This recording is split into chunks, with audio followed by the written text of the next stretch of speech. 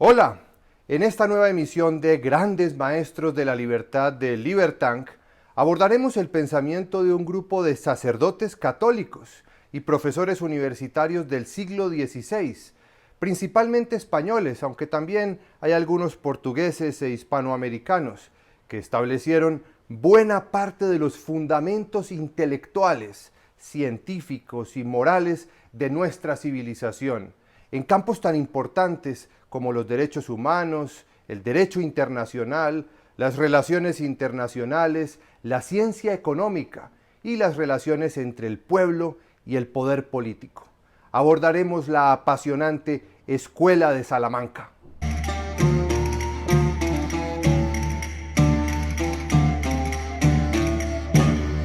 La Escuela de Salamanca se llama así porque surgió a partir de la notable labor intelectual y pedagógica que desplegó el fraile dominico Francisco de Vitoria en la Universidad de Salamanca en España, la tercera más antigua del mundo, fundada en 1218 y uno de los centros de estudios más prestigiosos y más influyentes de su época. Esta escuela tuvo su auge durante el siglo XVI. Fue el período del Renacimiento en Europa, en el que se abandonó el feudalismo de la Edad Media y se inició la corriente intelectual del humanismo. Fue una época marcada por el descubrimiento y exploración de América y del Océano Pacífico, con lo cual se pusieron en contacto por primera vez en la historia todos los continentes habitados del planeta y se produjo la expansión de la civilización europea por el mundo. El XVI también se le conoce como el siglo de oro español, porque fue el periodo histórico en el que tuvieron su apogeo las artes, las letras, las ciencias y principalmente el poderío geopolítico del Imperio Español, aquel sobre el que se decía que nunca se ponía el sol, porque llegó a abarcar en su momento más de 20 millones de kilómetros cuadrados en todos los continentes del planeta, por lo que en alguna parte del Imperio Español siempre el sol estaba brillando.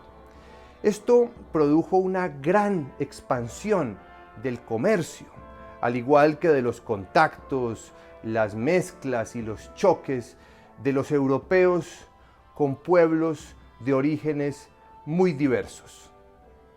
Esta también fue la época en la que se sentaron las bases de los primeros estados nacionales, a partir de la transición del sistema feudal de la Edad Media, cuando el poder estaba disperso, al absolutismo monárquico, en el que la autoridad centralizada de los reyes no tenía límites porque se decía que provenía de Dios. En ese periodo también se produjo la gran ruptura, la gran división del mundo cristiano, como consecuencia de la Reforma protestante liderada por Martín Lutero, lo cual condujo a una larga y sangrienta sucesión de guerras religiosas en toda Europa. Los pensadores de la Escuela de Salamanca reflexionaron a fondo sobre todos estos acontecimientos de su época, recuperando y actualizando la rica tradición filosófica previa de Aristóteles y de Santo Tomás de Aquino. El enfoque de esta escuela se caracteriza por proponer respuestas morales y filosóficas prácticas y realistas a los problemas humanos y por estudiar al ser humano como es de verdad, como actor dotado de dignidad, como hijo de Dios, dotado de libre albedrío y de una innata capacidad creativa. La Escuela de Salamanca fue la primera en defender los derechos y libertades humanas en el sentido moderno. Plantearon que todos los seres humanos, al compartir una misma naturaleza, comparten también la misma dignidad como hijos de Dios y unos mismos derechos y libertades fundamentales. Defendieron la existencia de unos derechos naturales anteriores y superiores a los estados y a los gobiernos.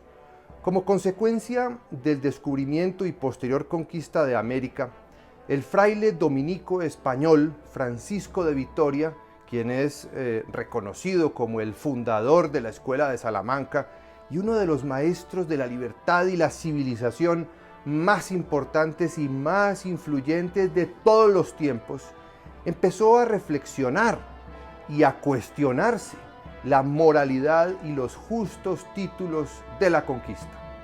Respecto a la conquista, España basaba en principio sus títulos de propiedad fundamentalmente sobre la base de la llamada bula intercoetera del Papa, en la que dividía las tierras del planeta descubiertas y por descubrir en una parte para España y en otra para Portugal. Esto lo refutó Francisco de Vitoria y la Escuela de Salamanca, al decir que los títulos de España solo podían ser justos si su poder se basaba en el consentimiento y en la búsqueda del bienestar de sus súbditos, no en la fuerza, ni en el despojo, ni en la imposición, como era normal en aquella época y como se pensaba en los imperios y en las potencias de aquellos momentos y del pasado. Para el padre Vitoria y para la Escuela de Salamanca, la guerra nunca es justa para conquistar, para robar o para imponer un gobierno o una religión. Nunca la violencia puede generar derechos de propiedad. La guerra, según Vitoria y la Escuela de Salamanca, solo es justa cuando no exista otra solución y siempre que se cumplan determinadas circunstancias que ellos describen en su teoría sobre la guerra. En relación con los indios, con los aborígenes americanos, Vitoria y la Escuela de Salamanca concluyeron, después de varios debates, que ellos no eran unos seres humanos inferiores y que ellos poseen los mismos derechos y la misma dignidad que cualquier ser humano y que además son dueños de sus tierras y de sus bienes. Estas ideas influyeron profundamente en las leyes de Indias que reconocieron que los indios, que los aborígenes americanos eran seres humanos libres y los ponían incluso bajo la protección directa del rey. Esto, que para muchos hoy podría sonar obvio, en aquella época fue un gran cambio y un avance enorme. El Imperio Español fue el primero en la historia que se cuestionó la moralidad y la legitimidad de sus conquistas. También fue el primero en la historia que reconoció y que plasmó legalmente la dignidad, la propiedad y la libertad de los pueblos conquistados, aunque esto siempre no se cumpliera en la práctica.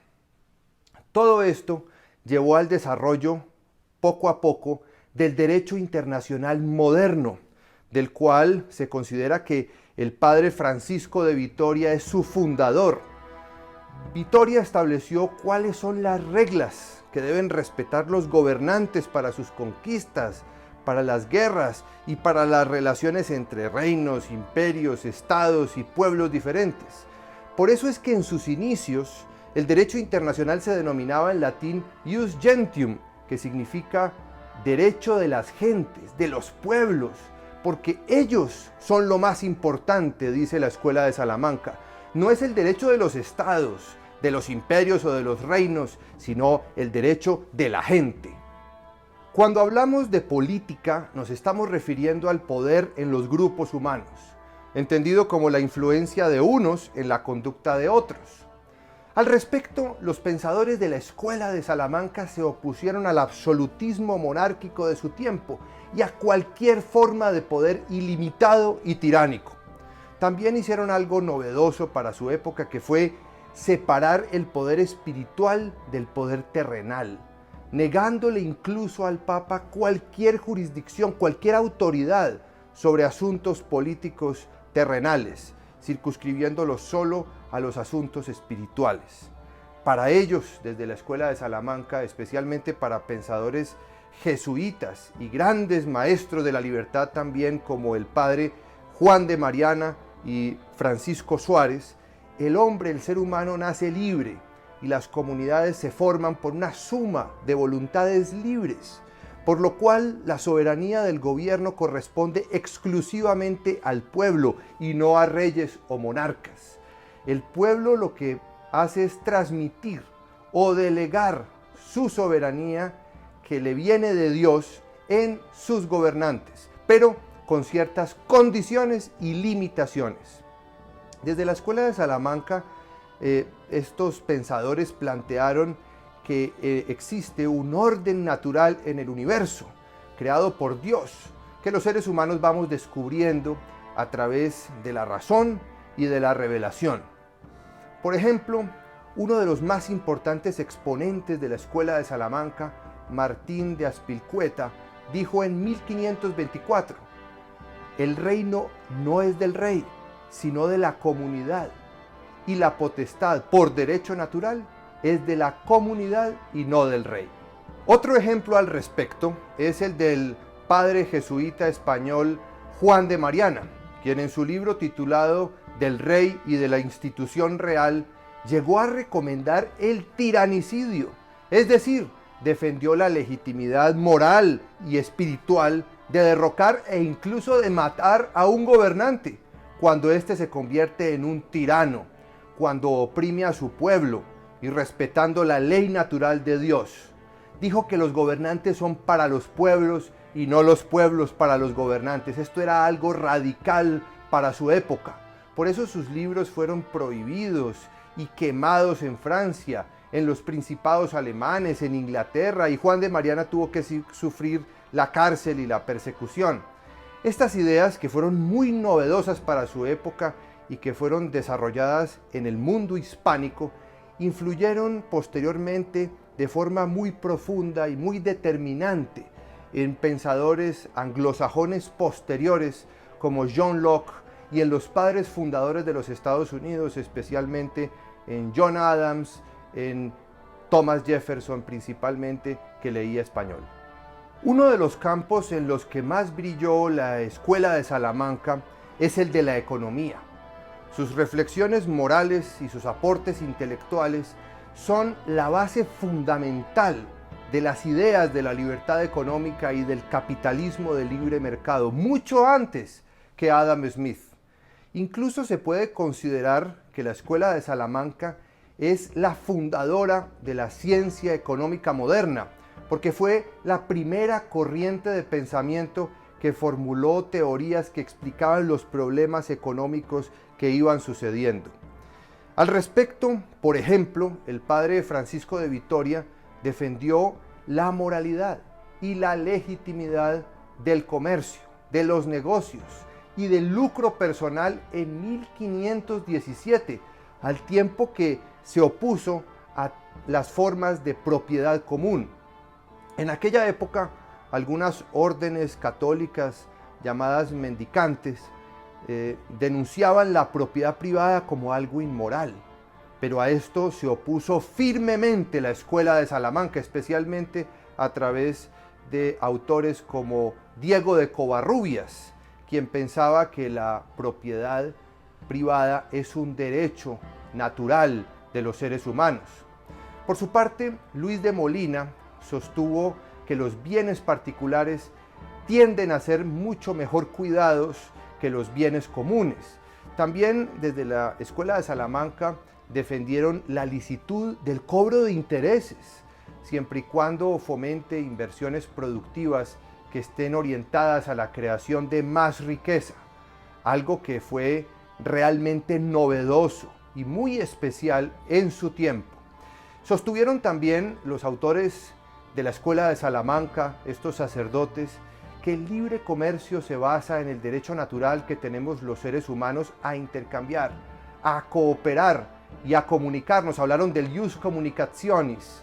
Por lo tanto, los gobernantes y los estados, según la Escuela de Salamanca, no deben impedir o limitar la libertad natural humana de comerciar, de intercambiar. La Escuela de Salamanca sostenía que los impuestos deberían siempre ser autorizados o consentidos por los contribuyentes, por la comunidad, por la gente. El monarca no podía ni debería establecer impuestos sin tener en cuenta la voluntad del consentimiento de sus súbditos. Este es el origen del principio de que no hay impuestos sin representación, que luego se desarrollaría en el mundo anglosajón, pero tiene orígenes hispánicos. Respecto al dinero, la Escuela de Salamanca condenó firmemente la práctica de los gobernantes de devaluar el dinero. En aquella época esto consistía en sacarle una parte del oro, de la plata o de los metales preciosos a la moneda, devaluándola y diciendo que valía lo mismo. Esto es una estafa que creaba inflación y una especie de impuesto encubierto. Hoy todavía este pensamiento está muy vigente porque los gobernantes siguen incurriendo en la devaluación de la moneda, estafando a las sociedades y creando inflación. Otro aporte económico importantísimo de la Escuela de Salamanca fue la teoría del precio justo. Para ellos, un precio justo es el que se decide libremente entre vendedores y compradores, o sea, a través de la oferta y la demanda en el mercado, no el que está determinado por los costos de producción ni por el estatus social como se pensaba antes de ellos en la Edad Media. Y en esto los autores de la Escuela de Salamanca fueron incluso más modernos, más avanzados y más acertados que Adam Smith, quien creía en la idea equivocada del valor objetivo. Y también fueron mucho mejores que otros que pensaban que el valor estaba determinado por el trabajo y de lo que va a derivarse el marxismo. Pues los autores de la Escuela de Salamanca son los iniciadores de la teoría subjetiva del valor, que es la acertada. Así pues, como podemos ver, en el pensamiento católico español de la Escuela de Salamanca, no en el protestante ni en el anglosajón, es donde se originó la reflexión más lúcida y más original sobre el mercado, sobre la limitación del poder, sobre la relación indisoluble entre la propiedad, la libertad y los derechos humanos. Gracias por acompañarnos en Grandes Maestros de la Libertad. Un gran saludo.